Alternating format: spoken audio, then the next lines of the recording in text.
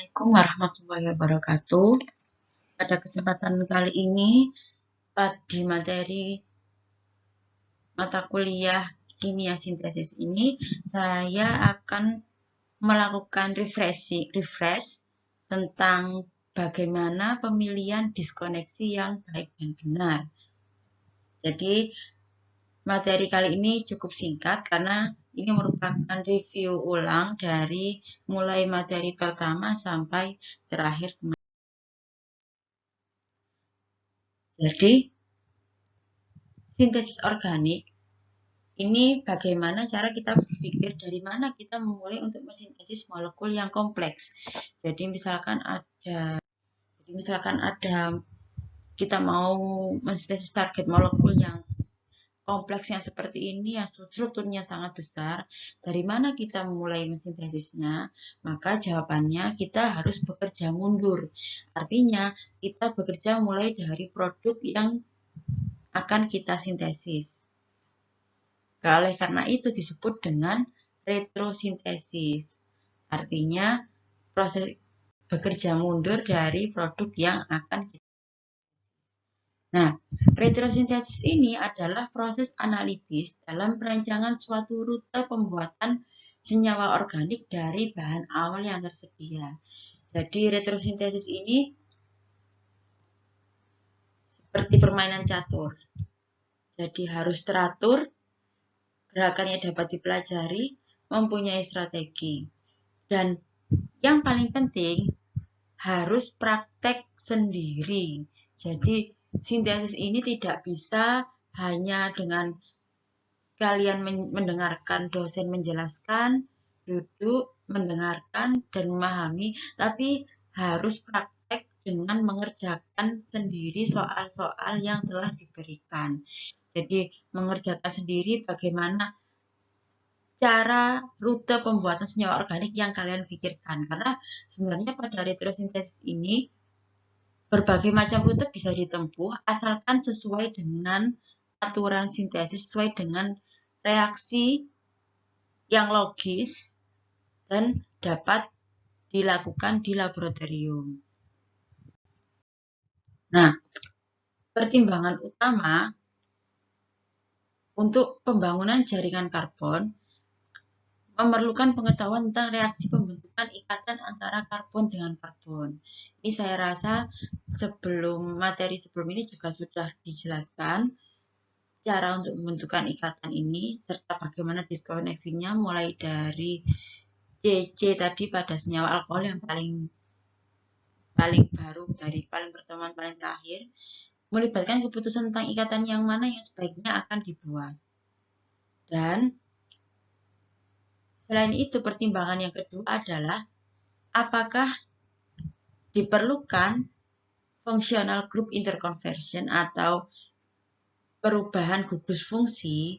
Jadi, seringkali diperlukan beberapa gugus fungsi tertentu itu yang harus dirubah. Misalkan melalui reaksi oksidasi, reduksi, atau hidrolisis. Dan harus dipertimbangkan stereokontrolnya. Mulai dari secara stereokimianya, bagaimana, dan karena sering diperlukan sintesis yang hanya menghasilkan satu saja kemungkinan stereoisomer, sehingga perlu pengetahuan tentang stereokontrol ini. Itu pertimbangan utama dalam melakukan beberapa istilah retrosintesis. Yang pertama yaitu molekul target, MT, bahasa Inggrisnya target molekul adalah molekul yang akan dibuat. Kemudian diskoneksi, nah ini paling berikatan, paling khas dari retrosintesis ini adalah adanya diskoneksi, yaitu operasi analitik pemutusan ikatan atau kebalikan reaksi kimia untuk menghasilkan dua sintron. Jadi pada diskoneksi, kalau dalam persamaan reaksi biasanya kita menggunakan tanda panah 1. Nah, pada diskoneksi ini kita menggunakan tanda panah 2 seperti ini. Ini tanda panah yang khas untuk diskoneksi. Nah, ini panah retrosintesis ini menunjukkan panah retrosintesis. Ini molekul target. Jadi kita lakukan operasi analitik pemutusan ikatan, misalkan ini. Jadi di sini ada tanda seperti ini, biasanya ini adalah menunjukkan terjadinya diskoneksi pada C dengan C. Sehingga menghasilkan sinton. Sinton itu apa? Suatu fragmen yang apa ya, masih berupa imajinasi. Biasanya berupa suatu ion. Nah, yang menunjukkan ini ion tersebut bersifat nukleofilik atau elektrofilik. Misalkan ini retrosintesis. Setelah terjadi diskoneksi antara C dengan C, maka C yang satunya akan bermuatan positif, namanya kita sebut sinton positif. Yang ini kita sebut dengan sinton negatif. Nah, dari sinton tersebut nanti akan kita temukan sintetik ekuivalennya, yaitu reagen sungguhan, reagen nyata yang sesuai dengan ekuivalen dengan sinton tertentu. Kemudian ini functional group interconversion, yaitu operasi penggantian satu gugus fungsi dengan yang lain.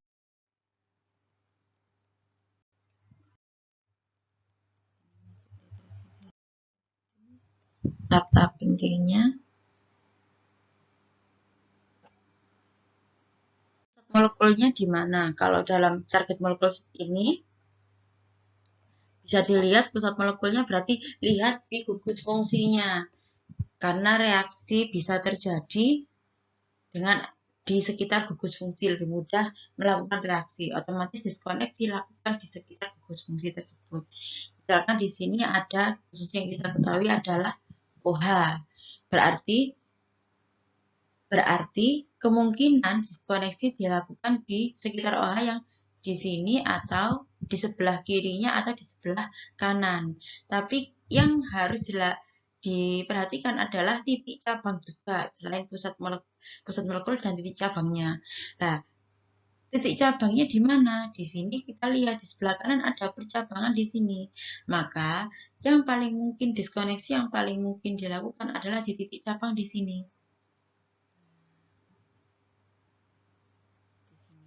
Antara titik cabang OH dengan Me. Kemudian selanjutnya yang perlu diperhatikan adalah simetri. Nah, di sini dilihat ada gugus OH, fenil, dan ada beberapa rantai C. Nah, di sini simetri tadi, ini maaf ya, ini yang titik cabang. Nah, titik cabangnya yang mana? Pusat molekulnya sebelah sini. Berarti kemungkinannya di sini terjadi pemutusan di sini. Tunjukkan sinton yang punya sintetik yang mungkin. Kemudian tandai muatan kedua sinton, pertimbangkan kedua pilihan sinton. Gunakan polaritas umum.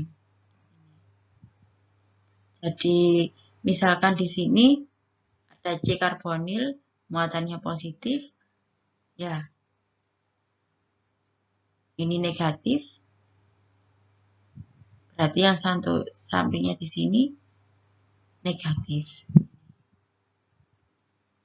Alfa itu negatif.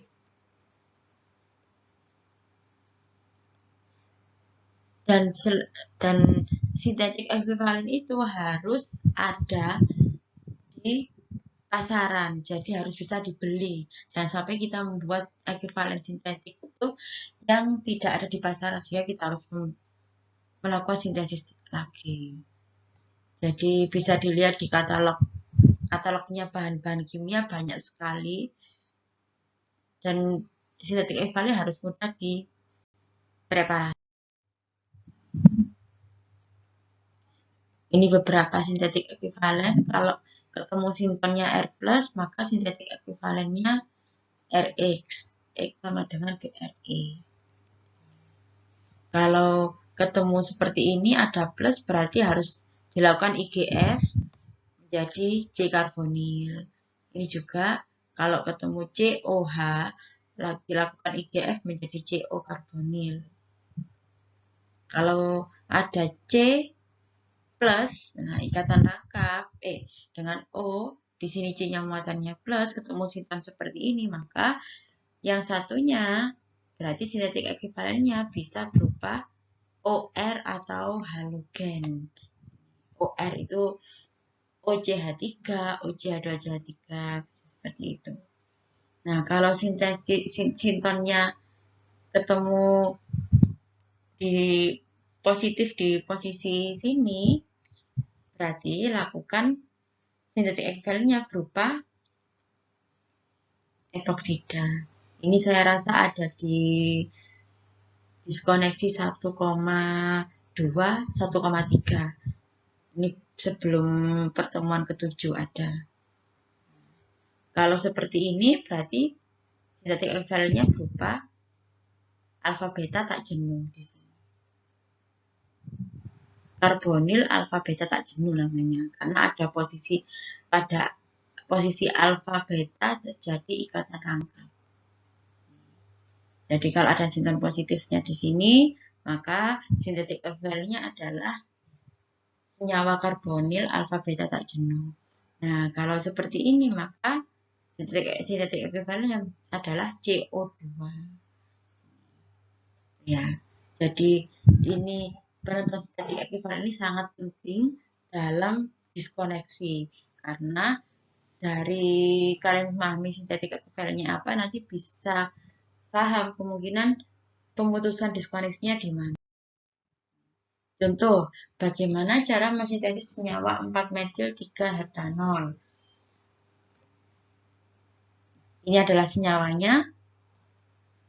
Nah, seperti ini tadi, diskoneksi ini pertimbangannya ada 3 macam, yaitu titik pusatnya, titik cabang, titik percabangannya, dan yang ketiga simetri. Nah, di sini kita lihat ada pusatnya di gugus OH di sini. Fungsinya di OH ini. Nah, titik cabangnya di mana? Berarti sebelah kanan OH. Kita lihat kalau kita diskoneksi di sini apakah simetri antara kiri dan kanan. Nah, di sini kita lihat, oh ternyata simetri. Oleh karena itu kita lakukan diskoneksi pada C dengan C di sini, sehingga OH ini di sini terjadi sinton positif sebenarnya, sehingga langsung sintetik ekuivalennya ya ini seperti ini, dan ini ada BNMG. Nah, ini adalah kalau kita menemui suatu sinton C negatif, suatu sinton negatif dari alkil, maka kita menggunakan reagen Grignard. Ini adalah reagen Grignard, BRMG. Dari sini perlu dilakukan IGF lagi, karena reagen Grignard seperti ini tidak ada di pasaran, maka kita lakukan IGF sehingga diperoleh alkil halida seperti ini. Nah, bagaimana cara sintesis senyawa ini, senyawa 4-metil 3-heptanol. Ini adalah bahan prekursornya, bahan dasarnya. Nah, untuk memperoleh nomor 3 ini diperlukan nomor 1, reagen nomor 1, Mg. Memasukkan Mg tadi. Mg dengan anhidrid, dengan diethil ether, ini pelarutnya, sehingga terjadi reaksi, terbentuk reagen Grignard. Setelah itu reagen Grignard ini direaksikan dengan aldehid, senyawa aldehid yang di nomor 2 ini. ETCHO ini adalah nomor 2 ini. Sehingga terbentuk molekul target yang diinginkan.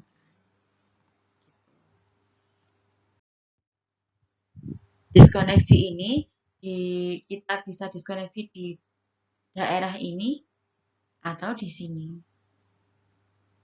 Kita lihat bagaimana pemilihannya. Kita lihat gugus fungsinya di C karbonil, CO karbonil seperti ini. Ada di N-nya juga. Ada 2 kemungkinan, bisa kita diskoneksi di sini, di sebelah kiri atau di sebelah kanan. Nah, berhubung kalau kita diskoneksi di sebelah kiri, maka nanti kita perlu melakukan reaksi substitusi elektrofilik lagi. Substitusi melakukan nitrasi, kemudian dari proses nitrasi nanti dilakukan reduksi sehingga terbentuk NH2. Nah, karena sinton maka kita lakukan diskoneksi di sebelah sini. Kenapa kok milih di sini?